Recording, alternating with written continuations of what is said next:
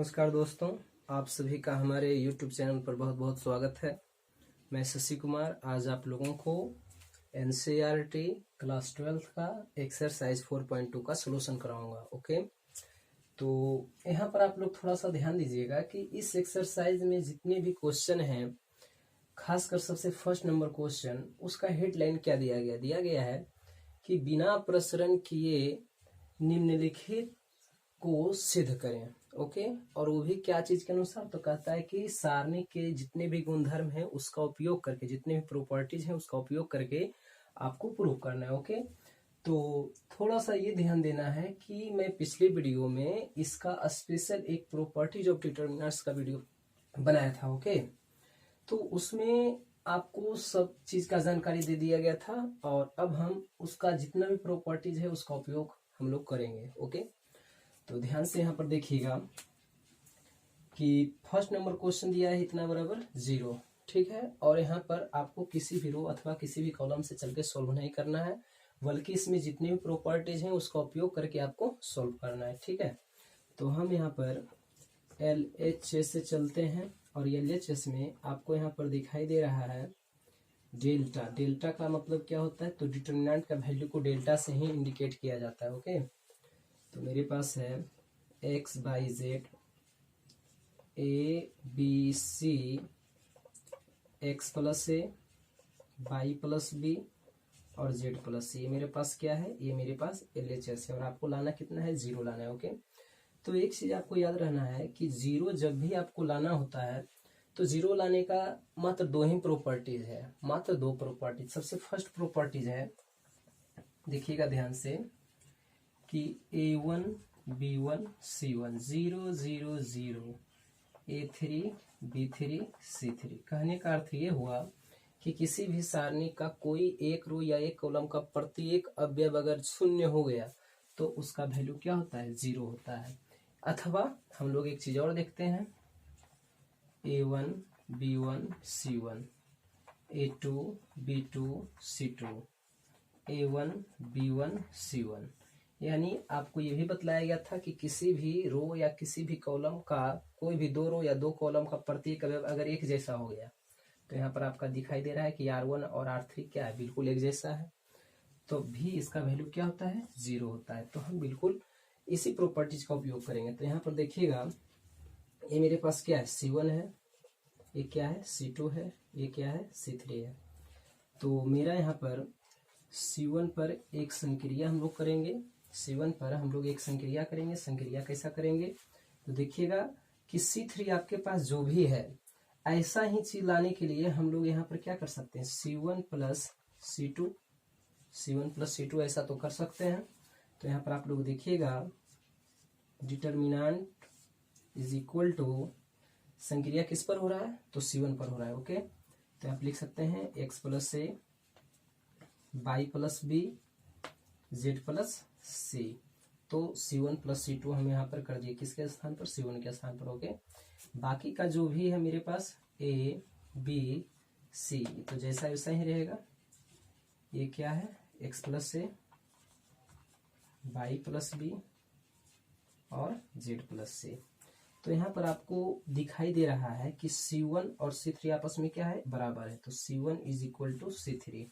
तो ये भी प्रॉपर्टीज कहता है कि जब भी दो रो या दो कॉलम के जितने भी अवयव हैं अगर वो शून्य हो जाए तो उसका मान आपका क्या होगा, 0 होगा। ओके, तो इसलिए कह सकते हैं कि डेल्टा इज इक्वल टू 0, यानी कि इसका वैल्यू जब हम निकालेंगे तो क्या हो जाएगा, 0। ये मेरे पास RHS आ गया और इसको हम क्या मानेंगे, प्रूव मानेंगे। ओके, इसको नोट कर सकते हैं। मेरा दूसरा जो क्वेश्चन है दिया गया, determinant of A minus b b minus c c minus से बी माइनस से सी माइनस से a minus b c minus से a minus b minus c is equal to 0। और यहाँ पर भी आपका डिटर्मिनेंट की जितनी भी प्रॉपर्टीज हैं उसका उपयोग करके आपको 0 लाना है। तो 0 ही तो लाना है, 0 लाने का मात्र दो ही प्रॉपर्टीज होते हैं, वो आपको अभी जस्ट हम बता चुके हैं। तो बिल्कुल वैसा ही काम करते हैं। देखिएगा, अगर हम यहाँ पर सपोज C1 पर एक संक्रिया कर दें, ठीक है, C1 मेरा कौन है, तो ये मेरा C1 है, इसे हम C1 कह सकते हैं, इसे C2 कहेंगे और इसे C3 कहेंगे। तो C1 पर अगर एक संक्रिया कर लें C1 plus C2 plus C3 का, तो आप क्या कर सकते हैं देखिएगा, minus b plus b cancel, plus c minus c cancel, minus a plus a cancel. थोड़ा सा साइड में आप देख सकते हैं यहाँ पर कि यहाँ पर होता क्या है, ए माइनस बी, ये मेरा C1 हुआ, प्लस C2 क्या है, तो C2 आपका B माइनस सी है, प्लस C3, तो C3 आपका क्या है, C माइनस ए है। और अगर आप इसको ऐड करते हो तो क्या होगा, तो plus c minus c plus b minus b plus a minus a, आपका 0 बचता है। उसी तरह से आप b minus c minus a minus b को जोड़ोगे तब भी आपका 0 आएगा, इसको भी आप जोड़ोगे तब भी आपका 0 आएगा। ओके, तो हम यहाँ पर LHS से चलते हैं और सबसे पहला संक्रिया यही करते हैं। ओके, तो मेरे पास डेल्टा इज इक्वल टू क्या आ जाएगा, C1 पर मेरा 0 आ जाएगा, 0 0, और ये जैसा है इसको ऐसा ही रहने देते हैं, B माइनस सी माइनस से a minus b, c minus से a minus b, b minus से। तो आप देख सकते हैं कि यहाँ पर C1 का क्या है, C1 का प्रत्येक अवयव 0 है, तो इसलिए डेल्टा का मान क्या होता है, 0 होता है। मेरे पास RHS आया। ओके, नोट कर सकते हैं।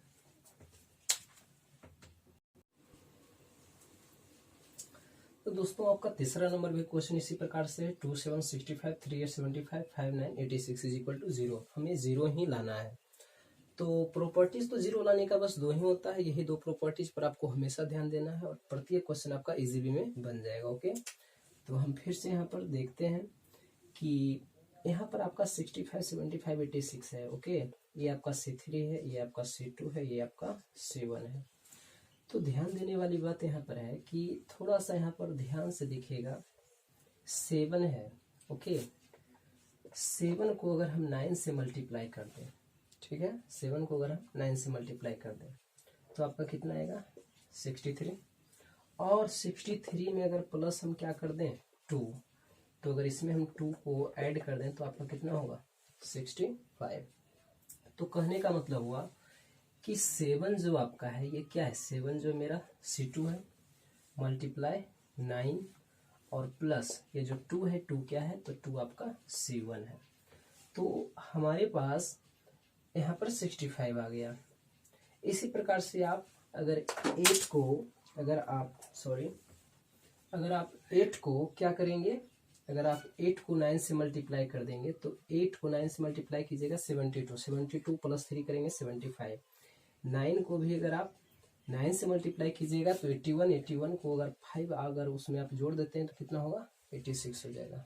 ओके, तो यहाँ पर ध्यान से देखना है, हम लोग ये LHS से चलते हैं और C1 पर एक संक्रिया करते हैं। संक्रिया कैसा, तो C2 को 9 से मल्टीप्लाई कर देते हैं, यानी 9 C2, और उसमें ऐड करते हैं किसको, C1 को। तो मेरे पास डेल्टा इज इक्वल टू क्या होता है, तो आप देख सकते हैं कि C1 पर ही संक्रिया हो रहा है, कैसा, तो 9 C2 प्लस C1 का। ओके, तो आपका यहाँ पर 65 आएगा, यहाँ पर 75 आएगा, यहाँ पर 86 होगा ना। यहाँ पर आप देख सकते हो चेक करके। इसके आगे आपका क्या है, 7 8 9 65 75 86 ऐसा आपके पास आया। अब यहाँ पर देखना है कि चूंकि C1 और C3 जो है आपका आपस में क्या आ गया, इक्वल आ गया, तो इसलिए डेल्टा का वैल्यू क्या आ जाएगा, 0 आ जाएगा, जो कि आपका RHS आ गया। आप इसको नोट कीजिए।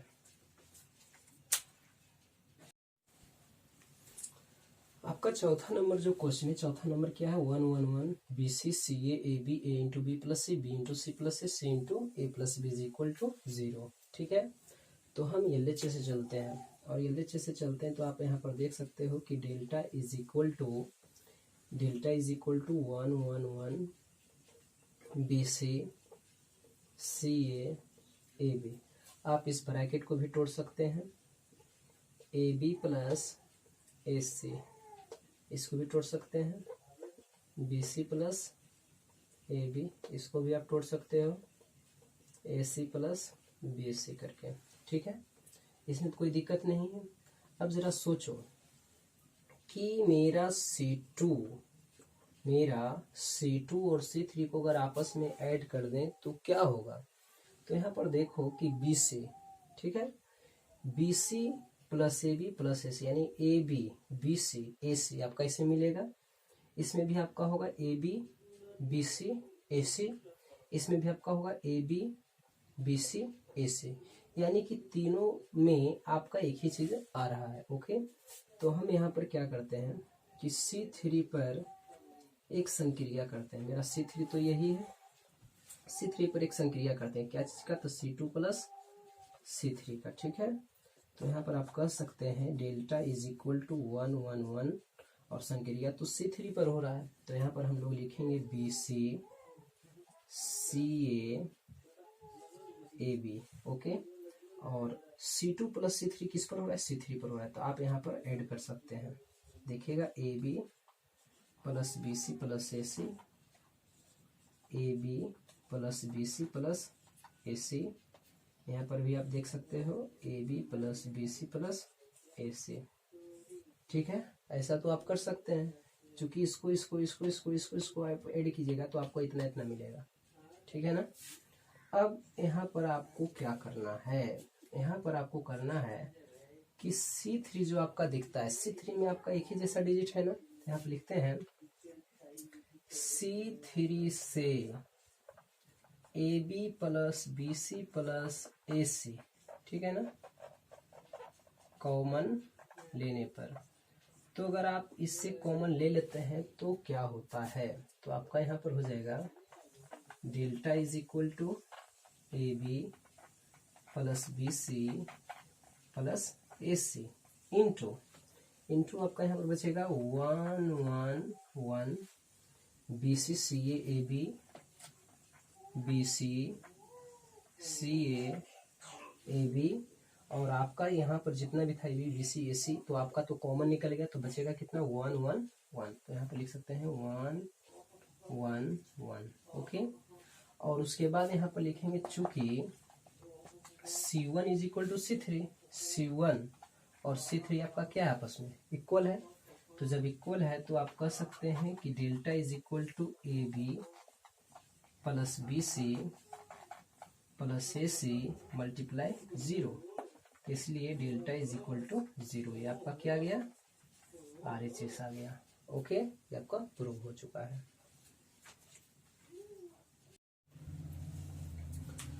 पांचवा नंबर जो क्वेश्चन आपका है, आप लोग देख रहे हैं कि इतना है आपका क्वेश्चन है, तो क्वेश्चन नंबर 1 से लेकर के 4 तक से काफी डिफरेंट क्वेश्चन ये है आपका। उसमें RHS में हमेशा 0 लाना था, लेकिन आपका इस बार इतना प्रूफ करना है। ओके, तो यहाँ पर आप लोग थोड़ा गौर से देखिएगा, आपको समझ में आएगा, ठीक है। तो हम LHS से चलते हैं, और LHS में आपका ऐसा दिया गया है, ठीक है। तो हम लोग यहाँ पर क्या करते हैं कि रो को कॉलम में आपस में इंटरचेंज कर लेते हैं, ठीक है। जब हम इसको आपस में इंटरचेंज कर लेंगे तो डेल्टा बराबर क्या होगा, तो डेल्टा बराबर हो जाएगा B plus C plus A plus B, यानी जो आपका रो है उसे हम कॉलम में दे रहे हैं। Okay, Q plus R plus P plus Q, उसके बाद आपका यहाँ पर है Y plus Z plus X और X प्लस Y। तो हम लोग सबसे पहले क्या यहाँ पर किए कि रो को कॉलम में चेंज कर दिए, और नियम आप जानते हैं डिटरमिनेंट की प्रॉपर्टीज का, कि हम यहाँ पर इसका वैल्यू निकाल लें या फिर हम उसका ट्रांसपोज का वैल्यू निकाल लें तो उसमें कोई भी चेंजिंग नहीं होता है, ठीक है। तो हम यहाँ पर इसको आपस में रो को कॉलम या कॉलम को रो में भी कर लें, तभी डिटरमिनेंट के मान में कोई बदलाव नहीं होता है, वजह से हम ऐसा कर सकते हैं, ठीक है। इसके बाद आप लोग यहाँ पर देखेंगे कि मेरे पास क्या है, C1 है, C2 है, C3 है, C1 है, C2 है, C3 है, ठीक है। तो हम यहाँ पर C3 पर एक आपस में संक्रिया करेंगे। देखिएगा संक्रिया कैसा करेंगे कि C3 minus C1 plus C2 का, यानी C3 में से C1 और C2 को आपस में हम क्या कर देंगे, जोड़ करके C3 में से घटा देंगे, ठीक है। तो हम लोग यहाँ पर लिख सकते हैं delta is equal to B plus C Q plus R और बाई प्लस जेड। इसके बाद हम लोग क्या करेंगे, c plus a r plus p z plus x. संक्रिया किस पर होगा, C3 पर। C3 कहाँ है, तो यहाँ है। तो हम लोग यहाँ पर करेंगे क्या, C3 का मतलब a प्लस बी। आप लोग यहाँ पर देख सकते हो रफ, a प्लस बी में से हम घटाएंगे, किसको घटाएंगे, तो C1 प्लस C2 यानी किसको, इसको ऐड करके, ठीक है। तो यहाँ पर लिख सकते हैं b प्लस सी और प्लस c प्लस ए, ठीक है। तो अगर हम ऐसा कर लेते हैं तो आपको क्या दिखाई देता है, देखिएगा a plus b minus c minus c minus से, बिल्कुल आपका यही दिखाई यहाँ पर देगा, ठीक है। तो आपका minus b plus b cancel, minus b plus b तो कैंसिल होगा ही। और उसके बाद हम लोग यहाँ पर क्या कर सकते हैं, उसके बाद हम लोग यहाँ पर करेंगे कि माइनस से प्लस से cancel, minus c minus 2c, okay. तो यहाँ पर आप लोग लिख सकते हैं माइनस 2c। उसी प्रकार से थोड़ा सा आप देखो कि p प्लस क्यू में से अगर आप इसको जोड़ करके अगर घटा दो तो माइनस 2r होगा। फिर इतना में से अगर आप इसको जोड़ करके घटा दो तो माइनस 2z होगा ना। आप चेक करके देख सकते हैं, बिल्कुल आपका ऐसा ही आएगा। उसके बाद हम यहाँ पर क्या करते हैं, देखिएगा, उसके बाद हम लोग यहाँ पर एक काम और कर सकते हैं। ये आपका C3 है ना, C3 है। तो यहाँ पर लिखेंगे C3 से -2 कॉमन लेने पर, तो अगर हम C3 से -2 को कॉमन अगर हम लोग यहाँ से ले लेते हैं तो क्या होता है, तो आप लोग देख सकते हैं यहाँ पर कि delta is equal to -2 into b plus c plus a और सी बचेगा। यहाँ पर आपका Q plus R plus p और R बचेगा। यहाँ पर आपका y plus z plus x और जेड बचेगा, ठीक है। तो मेरा इतना चीज यहाँ पर बचेगा। अब यहाँ पर आप लोग देख सकते हो कि मेरा यहाँ पर C1 है और यहाँ पर मेरा C2 है और ये मेरा C3 है ना ऐसा। तो C1 में आपका B प्लस सी दिखाई दे रहा है और C3 में भी आपका C दिखाई दे रहा है, यानी कि B प्लस सी में से C को अगर आप घटा देते हैं तो आपको क्या बचेगा, B बचेगा। Q प्लस R में से अगर R चला जाएगा तो क्या बचेगा, Q बचेगा। बाई प्लस जेड में से अगर जेड चला जाएगा क्या बचेगा, बाई बचेगा। तो हम लोग यहाँ पर एक संक्रिया कर लेते हैं कि चूंकि C1 पर एक संक्रिया करते हैं, क्या चीज का, कि C1 माइनस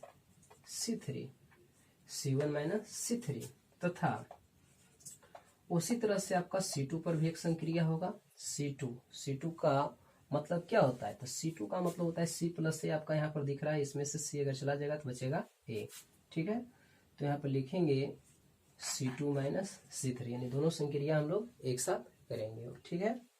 तो यहाँ पर देखिएगा कि delta is equal to -2 into C1 minus C3, तो C1 माइनस C3 होगा। तो आपका बचेगा B, आपका बचेगा Q, आपका बचेगा बाई, ठीक है।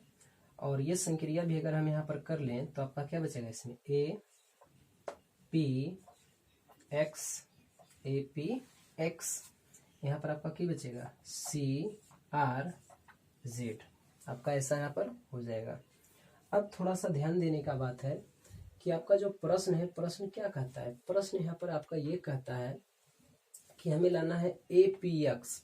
तो आपका APX जो R1 में है, यहाँ पर आपका क्या दिख रहा है, APX वही चीज आपका C2 में है ना ऐसा, आपका C2 में है।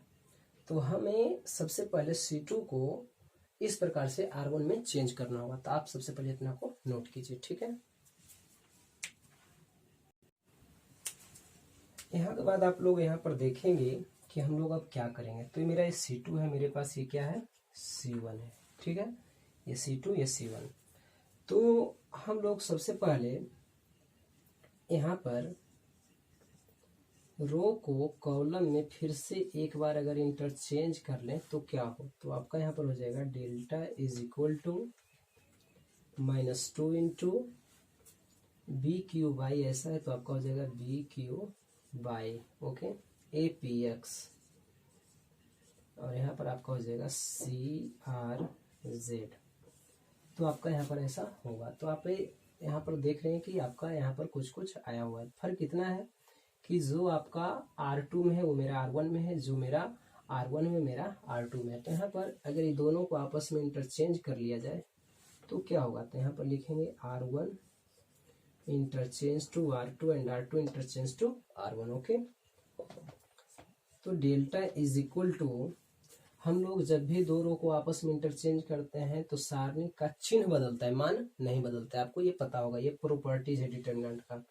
तो यहाँ पर ये -2 था तो हो जाएगा +2, यानी कि सिर्फ चिन्ह बदल जाएगा, और इसके अनुसार से हो जाएगा a p x b q by c r Z.